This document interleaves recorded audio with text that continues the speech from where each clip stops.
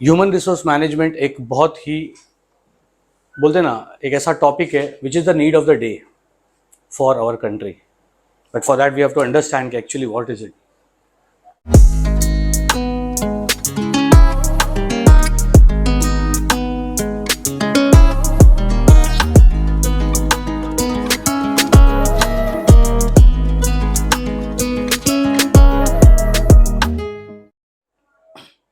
The success of any organization literally depends upon the people working in it.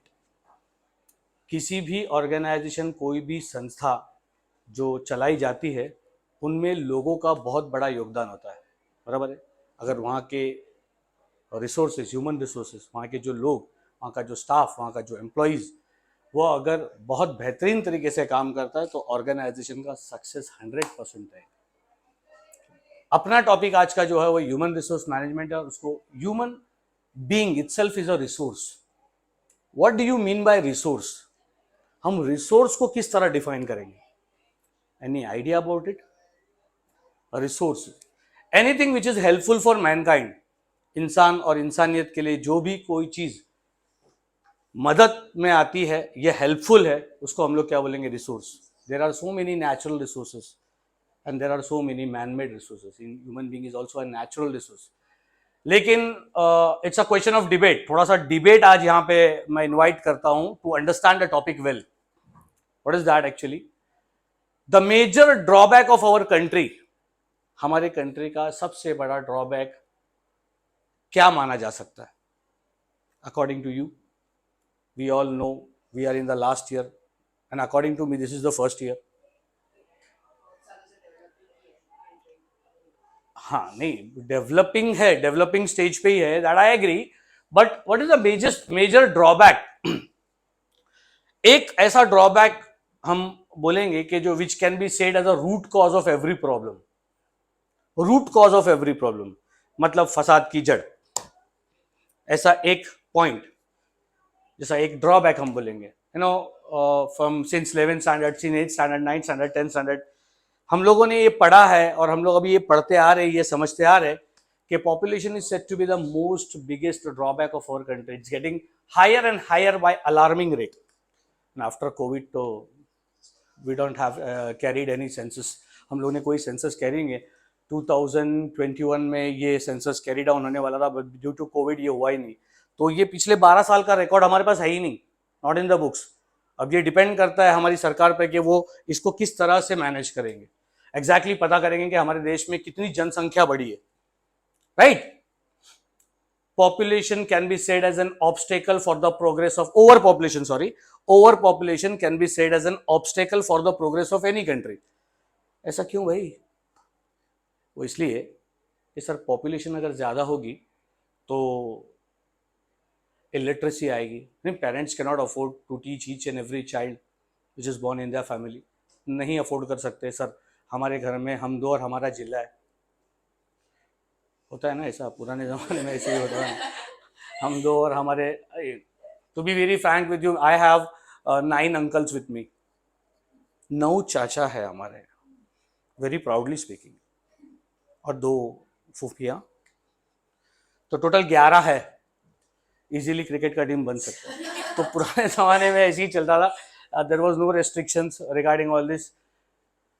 तो parents can not afford to teach each and every child born in their family. वो लोग concentrate करते हैं बंदा कौन सा है, वो शायद आपका 1 नंबर 2 नंबर 3 ना, ब्रांडिंग इस तरह से होती थी.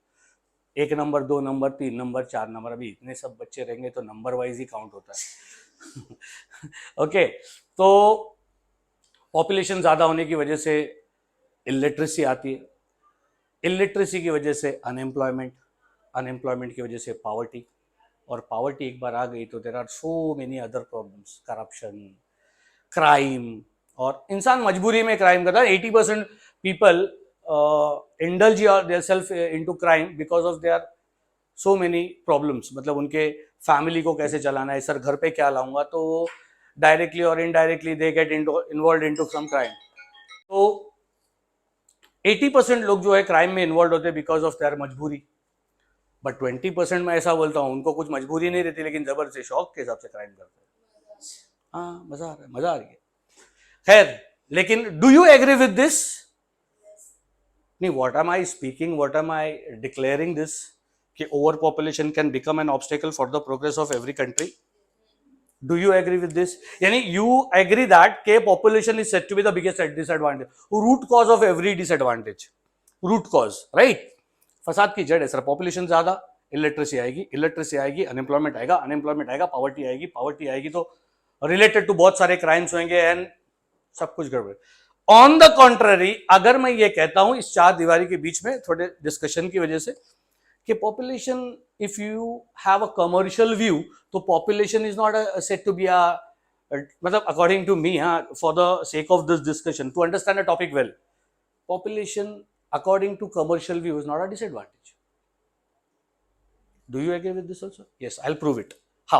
पहला, हम एक इंस्टेंस लेते हैं, एक एग्जांपल लेते हैं ये समझने के लिए कि मैंने आपको दो एरिया ऑप्ट किया हूं, area number 1, area number 2। Area number 1 की पॉपुलेशन है 20 lakhs और एरिया नंबर 2 की पॉपुलेशन है 30 lakhs। My dear students, as far as business is concern, आप कौन सा एरिया चूज करोगे बिजनेस करने के लिए? 30 lakhs, बट ऑब्वियस है एरिया नंबर 2। तो same thing is happening with our country also. Many multinational companies are dying to come in India just because of its consumption. India is said to be the market for finished goods. Or talking about Indian consumers are like buffaloes. So sorry to say that. Price sensitive.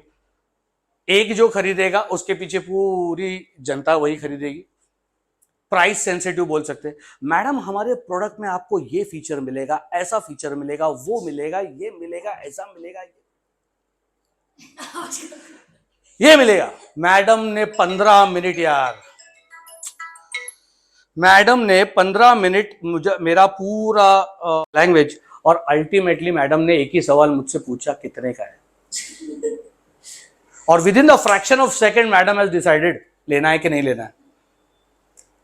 तो ये Indian consumers का थोड़ा सा एक study हम लोग बोल सकते हैं। रिसर्चर्स हैव सेड दैट के Indian consumers are price sensitive, but still commercial view में आपने एरिया नंबर 2 चूज किया जिसमें 30 lakhs का पॉपुलेशन था, but obviously many multinational companies are trying to come in India just because of its consumption. इतना सारा consumption हमारी country में है, यानी हम ये बोल सकते हैं कि आज की तारीख में जो इंडियन इकोनॉमी को जो बूस्ट मिल रहा है, मल्टीनेशनल कंपनीज जो यहाँ पे इन्वेस्टमेंट करने के लिए तैयार है, वो just because of its population. तो पहले एग्जाम्पल में मैंने ये प्रूव किया कि कमर्शियली पॉपुलेशन समवेयर और the other helps the economy to grow, right.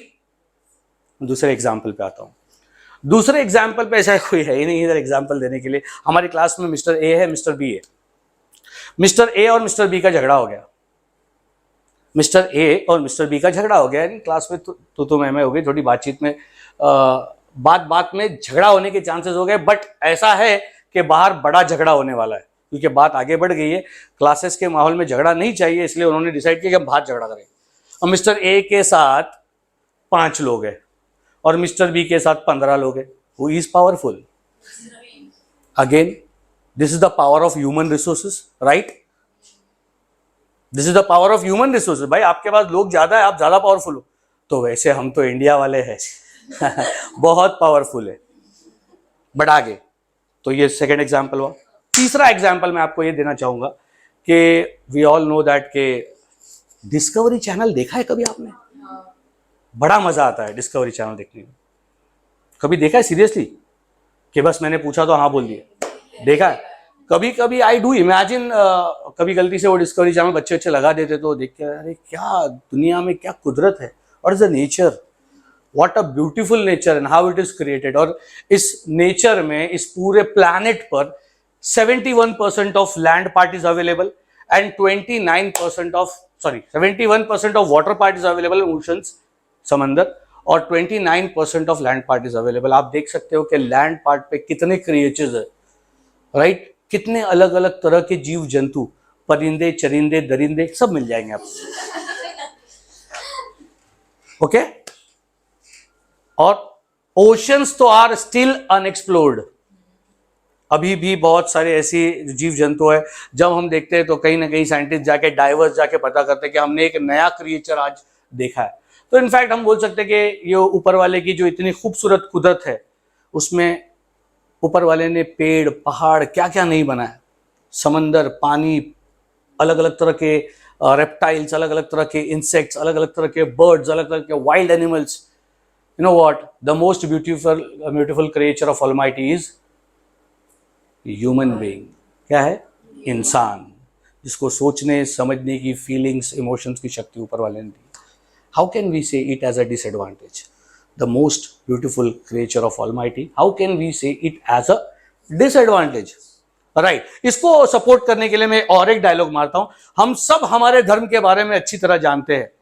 कहीं पे हमारे धर्म की किताबों में, I don't want to take any religions name, but still for the purpose of understanding the topic I am inviting those discussions.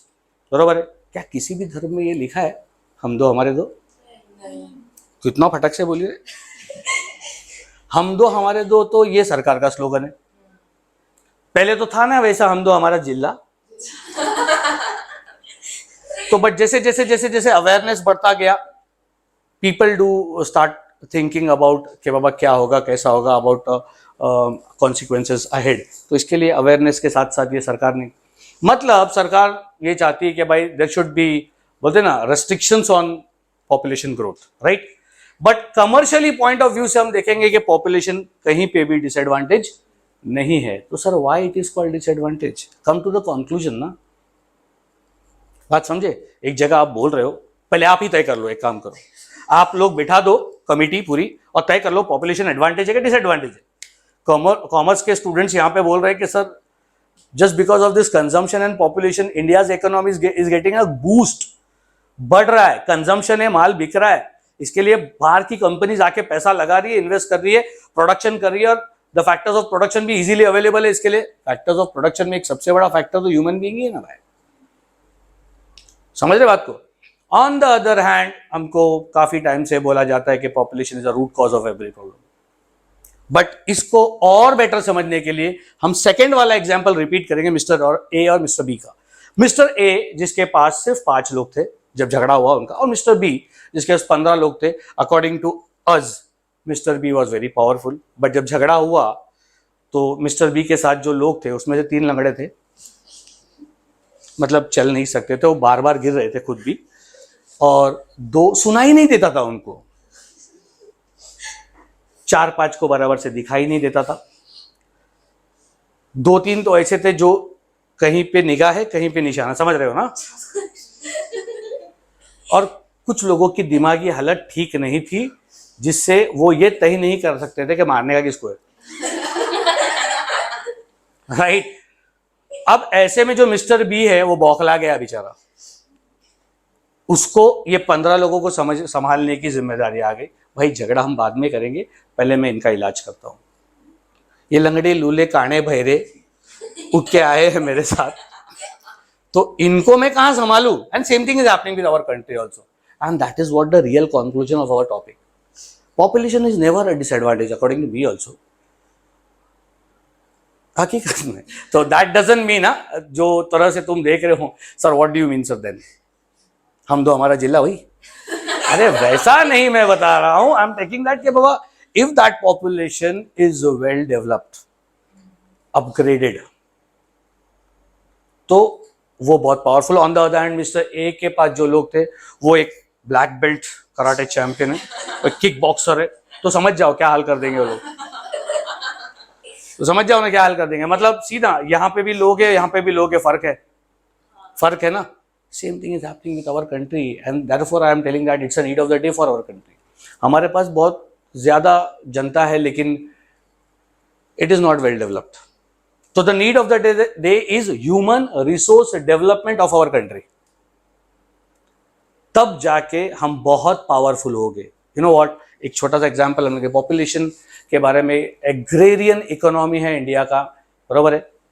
India का backbone है agriculture, but 50% of the population is still engage in agriculture, but the contribution in GDP is very less. On the other hand हमारे से जो compare करने वाली जो country है वो ब्राजील है फैक्टर्स के हिसाब से. तो ब्राजील में उससे 50% से भी कम, मतलब 30% पॉपुलेशन एंगेज है एग्रीकल्चर में, बट उनका कंट्रीब्यूशन जीडीपी में बहुत ज्यादा है. इसका मतलब क्या है कि हमारे यहाँ पे सिर्फ लोग है, they are not well developed. कुछ समझ में आ रहा है? अब ये कंक्लूजन है कि sir human resource human being itself is a resource, और ये रिसोर्स आपके काम तभी आएगा जब ये वेल डेवलप्ड रहेगा, बात समझे, वरना they have to become dependent on others, right. और अब ऐसा ही है ना अपने, और इंडिया में ज्यादातर ऐसा है कि majority of the population is dependent, they are not independent, वो खुद कुछ नहीं कर सकते, लेकिन डिपेंडेंसी बढ़ जाती है तो बोझ बढ़ जाता है, और फिर talking about other resources getting scarce, बात समझे, just getting scarce. But still हम लोग ये टॉपिक को आगे बढ़ाते और हमारे टॉपिक को शुरू करते, जिस घर में अच्छे लोग उस घर की तरक्की, राइट, घर से शुरू करेंगे, जिस बिल्डिंग में अच्छे लोग उस बिल्डिंग की तरक्की। अभी देखो विल फील द डिफरेंस ना, स्वाति हंस रही लेकिन उसको कुछ क्लिक हुआ शायद, and this is the fact. हम लोग देखते हैं कि there is difference in different areas.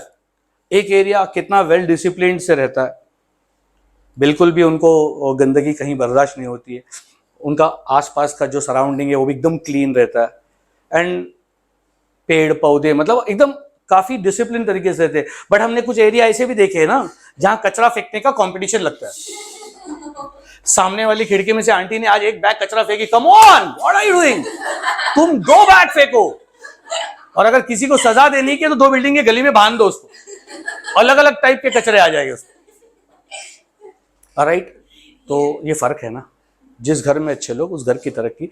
घर में अगर अच्छे लोग रहेंगे तो घर प्रोग्रेस होगा। अगर घर में कोई भी बंदा हमारा ऐसा रहेगा जो अनडिसिप्लिन रहेगा या कोई गलत काम में इन्वॉल्व रहेगा, पूरा घर डिस्टर्ब हो जाता है, पूरा घर उसके चक्कर में डिस्टर्ब हो जाता है। तो ऐसा ही है ना भाई, बिल्डिंग में अगर अच्छे लोग रहेंगे तो बिल्डिंग का परिसर सराउंडिंग बहुत अच्छी रहेगी। एरिया में अच्छे लोग रहेंगे तो एरिया में एक दूसरे को लोग समझेंगे। ये जो फालतू जो चीजें है, धर्म के नाम पे इशू क्रिएट करना, and what all was there in our country since independence, आज़ादी के बाद से हम लोगों को बहुत सारी चीज़ों का सामना करना पड़ा, और दुख की बात यह है कि आज भी वो सारी चीज़ें कहीं ना कहीं हमारे देश के रगों में बसी हुई है। इट्स वेरी सैड टू से, टॉकिंग अबाउट द ड्रॉबैक्स। आज भी सुपरस्टिशियस लोग हैं, आज भी वो बाबा बेबी गिरी है, कम ऑन, बाबा भी है बेबी भी है, sorry to say that, I should not insult them, but still चलता है ना। कुछ लोग अच्छे भी है तो कुछ लोग उसके चक्कर में अब काफी पैसा बना देते, रॉन्ग है ना, गलत है ना भाई। और फिर ऐसे कई चीजें हैं जो हमारी सुपरस्टिशंस के, हमारी सोच की वजह से हमारे आने वाली जनरेशन को भुगतना पड़ता है। तो we should understand the fact. और ऐसे भी अच्छे लोग हैं जो इन सब बातों का कोई इंपॉर्टेंस नहीं रखते और एक दूसरे के साथ मिलजुल के रहते। सही तो यही है कि हमारी कंट्री की जो चार्म है ना, हाईलाइट है ना, वो यही है कि despite of having so many diversities we are still together. अरे बताओ ना, कोई कंट्री है क्या ऐसी? तुम लोग तो काले गोरे में लड़ रहे थे, राइट? और हमारे पास तो, आप महाराष्ट्र में जाओ, आपको डिश अलग मिलेगी, वड़ा पाव थोड़ा तीखा रहेगा, वो लहसुन की चटनी भी मिलेगी इसमें, and dance is Lavani like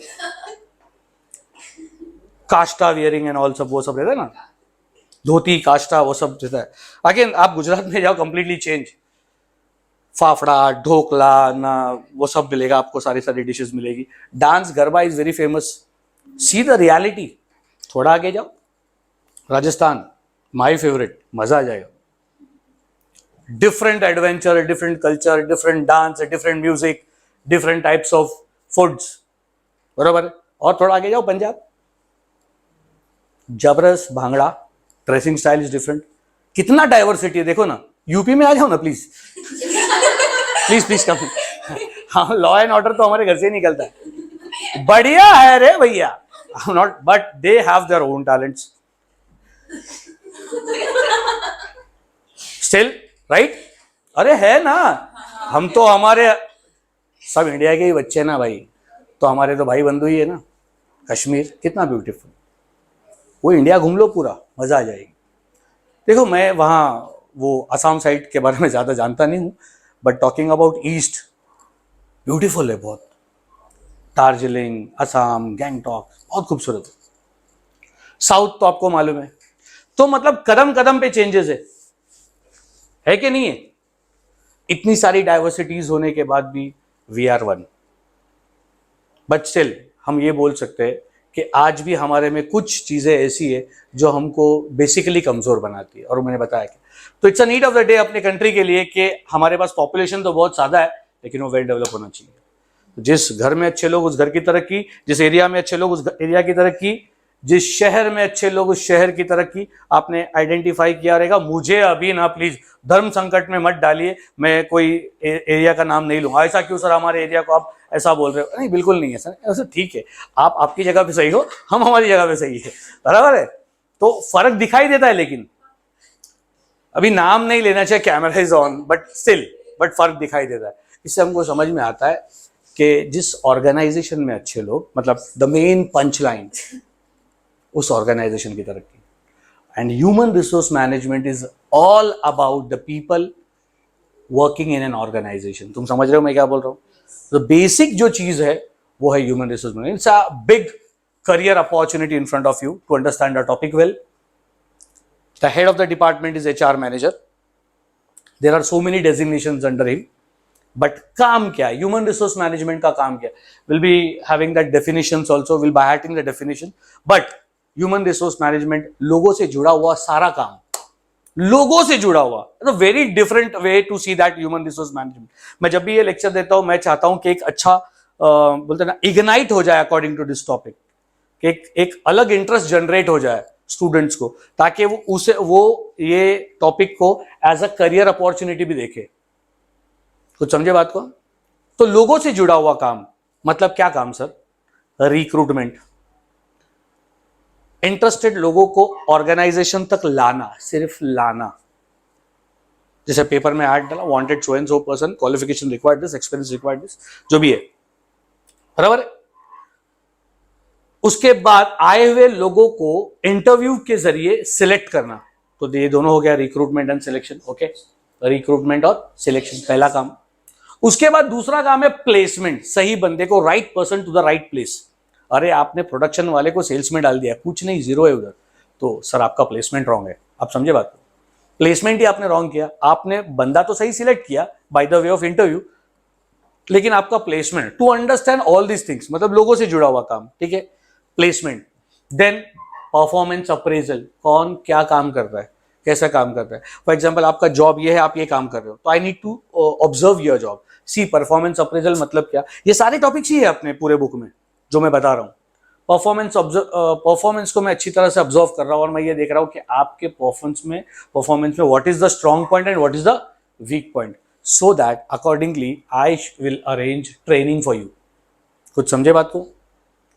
recruitment, selection, placement, performance appraisal, now the fifth one is training. जब मुझे पता चलेगा Swati is working very nicely but she has something confusion, और कुछ तो उसके अंदर यहाँ पे कमी है, तो मैंने आइडेंटिफाई किया, ये ह्यूमन रिसोर्स मैनेजमेंट का काम है। आइडेंटिफाई किया मैंने कि वो कहाँ कमजोर पड़ रही है, accordingly I have arrange training programme for her. कुछ समझ में आ रही बात?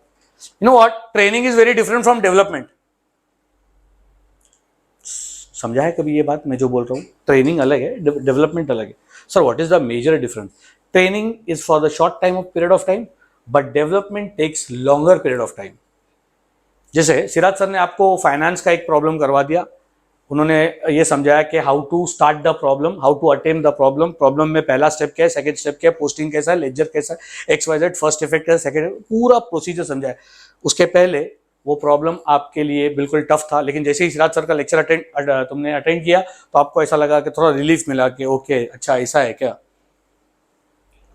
तो जैसे जैसे सिराज सर ने 2-3 लेक्चर लिए, आपका कॉन्फिडेंस बढ़ता गया, मतलब वो आप डेवलप हो रहे हो। कुछ समझ में आ रही बात नहीं? Lot of training will give you development.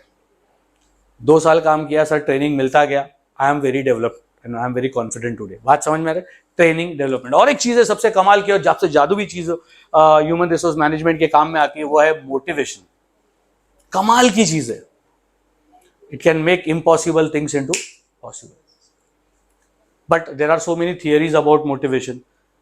Understanding skills, कि मुझे समझना है, जब तक मैं तुझे समझूंगा नहीं मैं तुझे मोटिवेट नहीं करता। तो कोई राह चलता आके आदमी अगर आपको समझाएगा, स्वाति देखो आपको ऐसा नहीं करना चाहिए, कौन है भाई तू, who are you to tell me all that? मैं तुझे जानती नहीं, तू मुझे जानता नहीं, क्यों चलती ट्रेन में चढ़ रहा है? गिर जाएगा, लग जाएगा। समझे बात को? To understand the employees and to understand their feelings, उसके बाद वो मोटिवेट। ऐसे कितने लोग हैं जिनके अंदर वो टैलेंट भरा हुआ रहता है, but that is not explored just because of कुछ उनकी वजह रहती है। बट जैसे ही बंदा मोटिवेट होता है, बात दिल पे लगती है। अरे माँ बाप तो हमको रोज बोलते ना, पढ़ो ना, पढ़ो ना, प्लीज पढ़ो, पढ़ो ना, पढ़ो ना, अरे पढ़ो। हमारे बात दिमाग में नहीं आती, लेकिन जिस दिन बात दिल पे लग जाती है उस दिन हम लोग जो पढ़ना स्टार्ट करते, 3 दिन की पढ़ाई 3 घंटे में भी कंप्लीट करते, राइट। ये है जादुई चीज मोटिवेशन, और बहुत मजेदार है, और बहुत मजा आएगा अपने को ये टॉपिक देखने के लिए, मोटिवेशन। देन उसके बाद कॉम्पेंसेशन।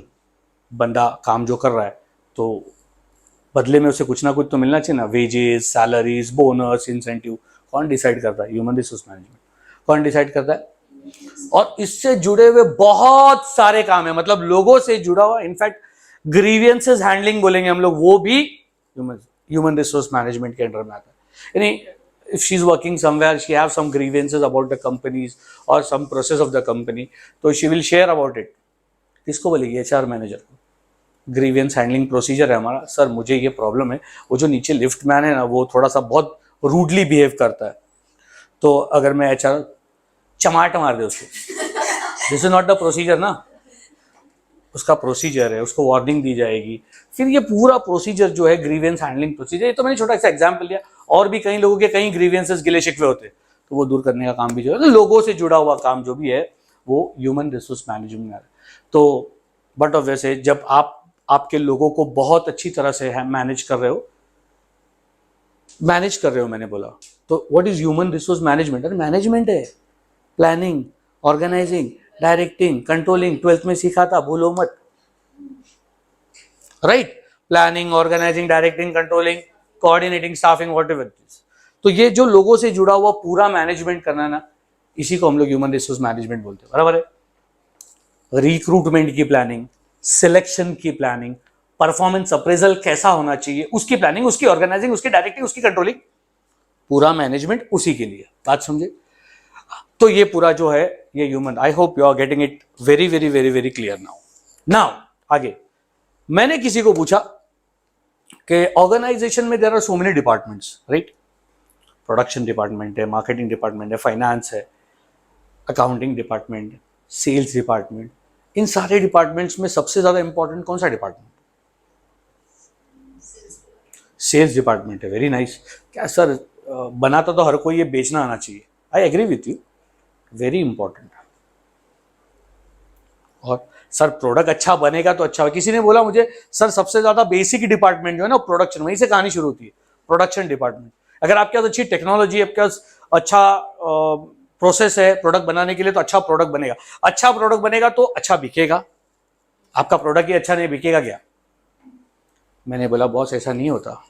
अच्छा प्रोडक्ट तभी बनेगा जब उसमें सही लोग काम करेंगे। अच्छा प्रोडक्ट तभी बनेगा जब उसमें लोग काम करते हैं। अच्छा प्रोडक्ट तभी बिकेगा जब बेचने वाले अच्छे। मतलब ऑर्गेनाइजेशन के सारे डिपार्टमेंट में काम करने वाले हैं लोग, और लोगों को मैनेज करने का काम करता है ह्यूमन रिसोर्स मैनेजमेंट। कुछ समझ में आया उसका इंपॉर्टेंस? यानी it is a remote control of every department. 70 people are working there sales, but ये 70 लोगों को किसने अपॉइंट किया? Human resource management. अब इनका सिलेक्शन रॉन्ग रहेगा तो वहां एम्प्लॉय रॉन्ग चला गया। आप समझे? बेसिकली अगर आप देखो तो सारे डिपार्टमेंट्स का रिमोट कंट्रोल है। सेल्स में like employees are very good but they are not working well, they need some training, तो ट्रेनिंग अरेंज किया। कॉम्पेंसेशन, उनके गिले शिकवे, अगर वो बहुत अच्छे से काम करेंगे तो ही सब पूरा ऑर्गेनाइजेशन चलेगा। तो मेरा पहला डायलॉग और आखिरी डायलॉग यही है, the success of any organisation depends upon the people working in it, and human being itself is a resource. ये तो रही अपनी ऑर्गेनाइजेशन की बात, कमर्शियल व्यू। ऑर्गेनाइजेशन में तो इट इज लाइक मुझे ऐसा लगता है professionally it has become an indispensable input. मतलब ये कि जैसे एग्रीकल्चर के लिए आपको सॉइल, हवा में तो आप एग्रीकल्चर कर नहीं सकते, soil is like indispensable input, बराबर है। उसी तरह किसी भी बिजनेस को प्रोफेशनली रन करने के लिए ह्यूमन रिसोर्स मैनेजमेंट वाला टीम होना बहुत बहुत बहुत ज्यादा जरूरी है। तो बेसिकली सबसे पहले ये डिपार्टमेंट का सेटअप होता है, और उसके बाद सारे ऑर्गेनाइजेशन में सारे डिपार्टमेंट्स की वर्किंग होती है, क्योंकि ये डिपार्टमेंट ही सारे लोगों को मैन पावर सप्लाई करता है. दे विल आइडेंटिफाई कि सेल्स में मुझे और 10 लोगों की जरूरत है, तो कौन सा पोस्ट खाली है पूरे डिपार्टमेंट में, that I will do that job analysis, कौन सा जॉब खाली है तो उसके लायक का बंदा मुझे वहां पे देना है. And this is the job of human resource management. I hope it is clear. Human resource management यानी ये मैनेजमेंट का टॉपिक है. मैंने आप लोगों को जो इंट्रोडक्शन लेक्चर दिया हूं, देखो सभी लोग पढ़ते हैं बुक के जरिए, हम लोग तो सारे टॉपिक्स तो गो थ्रू करने वाले ही है, लेकिन ये टॉपिक के का इंपॉर्टेंस क्रिएट करने के लिए मैंने आपको ये लेक्चर समझाने के लिए मतलब दिया हूं. तो इनफैक्ट इसमें अपने को ये समझना है कि पूरा ह्यूमन रिसोर्स मैनेजमेंट का वर्किंग कैसा होता है, कौन कौन से हाईलाइटिंग पॉइंट्स है इसमें, राइट. तो सबसे पहले आज हम लोग क्या करेंगे, इसका डेफिनेशन बाय हार्ट करेंगे. क्या करेंगे, जैसे कि ये मैनेजमेंट का टॉपिक है, जैसे कि ये मैनेजमेंट का टॉपिक है, हम लोग मैनेजमेंट के planning, organising, directing, controlling of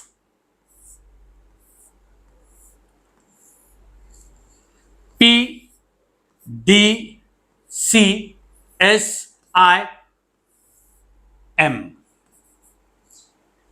planning, organising, directing of PDCSIM according to Edwin Flippo. दोस्त है मेरा, बड़े महान ऑथर है और बढ़िया तरीके से उन्होंने बहुत अच्छी तरीके से उन्होंने डेफिनेशन दिया ताकि हमको समझ में आए. प्लानिंग, प्रोक्योरमेंट की, किसकी, प्रोक्योरमेंट, कुछ लोग प्रोक्योरमेंट बोलते, कुछ लोग प्रोक्योरमेंट बोलते, हासिल करना, एम्प्लॉइज को ऑर्गेनाइजेशन तक लाना, procurement of employees, man power, procurement of man power, तो उसमें आ गया ना रिक्रूटमेंट और सिलेक्शन, बरोबर है. तो रिक्रूटमेंट और सिलेक्शन यानी प्रोक्योरमेंट की प्लानिंग करना, ऑर्गेनाइजिंग करना, डायरेक्टिंग करना, कंट्रोलिंग करना, राइट. प्रोक्योरमेंट की planning. PODC for procurement, PODC for development, develop करना है हमारे एम्प्लॉइज को, ठीक है, उसकी प्लानिंग करना, उसकी ऑर्गेनाइजिंग करना, उसकी डायरेक्टिंग करना, उसकी, समझे बात. सर कॉम्पेंसेशन देना है हमारे एम्प्लॉइज को, 3000 एम्प्लॉइज है हमारी पूरी ऑर्गेनाइजेशन, तो पूरी 3000 लोगों की कॉम्पेंसेशन के लिए ऐसा नहीं लाइन लगा के खड़े रहो, क्या है, कितना बंदा दे रहा, प्लानिंग करना पड़ेगी, सबका अपना अकाउंट हैंडल करना पड़ेगा, प्रॉपर उसका जो डिडक्शंस होएगा उसके बाद उनके अकाउंट में सैलरी ट्रांसफर होगा, राइट. तो उसकी प्लानिंग, उसकी ऑर्गेनाइजिंग, उसकी डायरेक्टिंग, उसकी कंट्रोलिंग, समझे.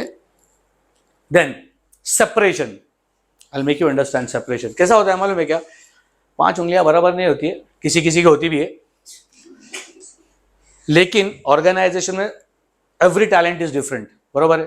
जैसे मैंने बताया, प्रोडक्शन वाले भाई प्रोडक्शन में जाओ, सेल्स वाले सेल्स में जाओ, फाइनेंस वाले फाइनेंस में जाओ, आप समझे. तो जैसे जैसे टैलेंट के ऊपर बेस है, आप एम्प्लॉइज को एक सेपरेट करोगे ताकि वो अपने टैलेंट के हिसाब से अलग अलग, दैट इज प्लेसमेंट एक्चुअली. क्या है वो, प्लेसमेंट, मतलब making the right person work on the right place, बात समझे. सेपरेशन, उसका भी प्लानिंग करना, उसका भी ऑर्गेनाइजिंग करना, उसका भी डायरेक्टिंग करना, उसका भी कंट्रोलिंग करना, सेपरेशन. इंटीग्रेशन, अब सेपरेशन मतलब हम लोगों ने अपने अपने टैलेंट के हिसाब से सबको अलग अलग किया, लेकिन जोड़ना भी है.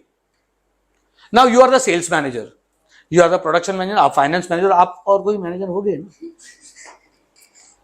अब there should be the coordination between production manager and sales manager. Why, sales manager वही बेचेगा, यानी वही बेचने का पूरा रिस्पॉन्सिबिलिटी लेगा जो प्रोड्यूस हुआ है.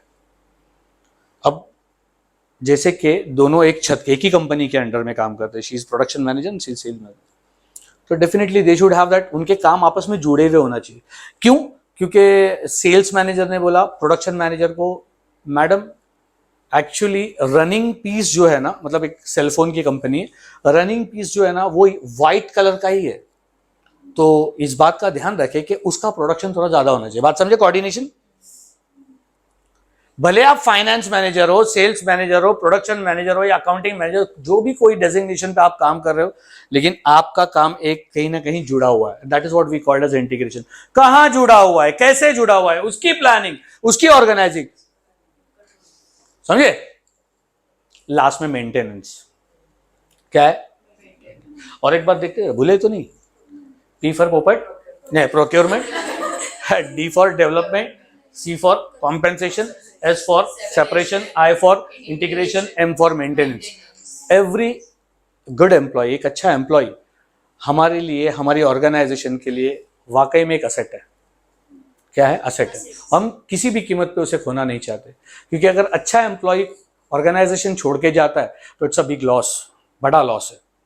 तो कहीं ना कहीं हमको इसका ध्यान रखना पड़ेगा, हम अच्छे एम्प्लॉयज को कैसे मेंटेन रखें। यू नो व्हाट, हमारे एम्प्लॉयज को हम वैसी फैसिलिटीज प्रोवाइड करें जिससे वो ऑर्गेनाइजेशन में काम करने में ज्यादा इंटरेस्ट जनरेट करे। इसको बहुत अच्छी तरह समझने के लिए ना आप गूगल ऑफिस एट कैलिफोर्निया इसका वीडियो देखो तो पता चलेगा। तो मैंने जब ये वीडियो देखा था तो मैंने देखा कि उन्होंने एक अलग से खेती बनाई है जो सिर्फ ऑर्गेनिक वेजिटेबल्स बनाती है। हमारे एम्प्लॉयज़ को कोई फालतू चीज़ें नहीं खिलाएंगे हम लोग, मतलब सिर्फ उनका एक अलग मेनू होता है। दुनिया की कोई भी डिश आपको मिलेगी तो आप ऑफिस देख लो, ऑफिस कम आपको ऐसा लगेगा एक हैपनिंग स्पॉट है, पिकनिक स्पॉट है। आप देख लेना जरूर वो वीडियो कि किस तरह की फैसिलिटीज प्रोवाइड की जाती है ऑर्गेनाइजेशन में अपने एम्प्लॉयज को, ताकि वो ऑर्गेनाइजेशन से बहुत खुश है। बराबर कि सर मुझे जॉब पे जाने की बड़ी खुशी होती है। क्यों? What a good environment. हमारे ऑफिस में जो एनवायरनमेंट क्रिएट किया है कितना अच्छा है, मतलब हर तरीके से एवरी फैसिलिटी इज गिवन, हर तरह की फैसिलिटी दी हुई है। तो बट ऑब्वियस है ऐसा बंदा तो ऑर्गेनाइजेशन छोड़ के जाएगा ही नहीं, क्यों जाएगा भाई। तो इन सारी चीजों का planning, organising, directing, controlling of PDC SIM, यानी शॉर्टकट में अगर अपने को डेफिनेशन याद है ना, पीओडीसी ऑफ पीडीसी सिम, वो हमें पता है ना पीओडीसी क्या है और पीडीसी सिम क्या है। पीओडीसी ऑफ पीडीसी सिम, ये पीडीसी सिम यानी प्रोक्योरमेंट, डेवलपमेंट, कॉम्पेंसेशन, सेपरेशन, किसका? Of HR. ऑफ एचआर मतलब of human resources, of human, procurement human resource का, डेवलपमेंट ह्यूमन रिसोर्स का, कॉम्पेंसेशन, समझे? Of HR to the end that, to the end that ISO objectives can be accomplished. Objectives can be accomplished मतलब क्या? मतलब क्या कि इस तरह से हमको ये काम को अंजाम देना है कि ये objectives, ISO objectives, what do you mean by ISO objectives? Individual, social, organisation. मेरा भी मकसद पूरा होना चाहिए, मैं भी खुश हूं इस ऑर्गेनाइजेशन में काम करके, हम जो सर्विसेज दे रहे उससे सोसाइटी भी खुश है और डेफिनेटली हमारी ऑर्गेनाइजेशन भी खुश है। ये तीनों मकसद पूरे हो जाना चाहिए। तो what a beautiful definition this is. Salute to mister Edwin Flippo. Edwin Flippo ji ने बड़ी शानदार तरीके से हमारे को इस डेफिनेशन को समझाने के लिए बताया। According to Edwin Flippo, human resource management is planning, नहीं पीओडीसी ऑफ पीडीसी सिम, ये अपने नॉलेज के लिए, बट फुल फॉर्म मालूम है, ऑफ किसका? ऑफ एचआर, उस हद तक to the end that ISO objectives can be accomplished. Is it okay with the definition? Now आगे उसके फीचर्स भी है, उसके इंपॉर्टेंस भी है, उसके फंक्शंस भी है कि ह्यूमन रिसोर्स मैनेजमेंट का फीचर्स क्या है, कैसा है ह्यूमन रिसोर्स, मतलब इस काम के बारे में क्या क्या हाईलाइटिंग पॉइंट्स है, कैसा है ये काम और इसका फायदा, इसका इंपॉर्टेंस क्या है, और कौन कौन से काम जैसे हमने डिस्कस किए, रिक्रूटमेंट, सिलेक्शन, परफॉर्मेंस अप्रेजल, कौन कौन से ऐसे काम ह्यूमन रिसोर्स मैनेजमेंट की जिम्मेदारी में आते हैं। ये अपना पहला टॉपिक है। डेफिनेटली हम लोग अगले लेक्चर में जरूर उसको बहुत अच्छी तरह से समझने की कोशिश करेंगे। Initially I will be very slow with this so that you will get attach to this topic. ये टॉपिक को हम लोग को बड़ी गहराई से समझना है, क्योंकि मैंने देखा हूँ बहुत सारे स्टूडेंट्स इस टॉपिक को बहुत अच्छी तरह समझने के बाद देखो for they choose their career as human resource management. बढ़िया है, MBA इन HR, बात समझे? बढ़िया है। जो लोगों को लोगों से इंटरेक्ट करने में मजा आती है, जो लोगों को इंटरपर्सनल स्किल्स है, जो समझने की स्किल्स है, बहुत मजेदार टॉपिक है और बहुत सारे स्टूडेंट्स अपना करियर इसमें बनाते हैं। डेफिनेटली पूरे टॉपिक के अंदर, पूरे सब्जेक्ट के अंदर मैं कहीं पे भी तुम लोग को लो डाउन होने नहीं दूंगा, हैपनिंग रखूंगा। Thank you so much.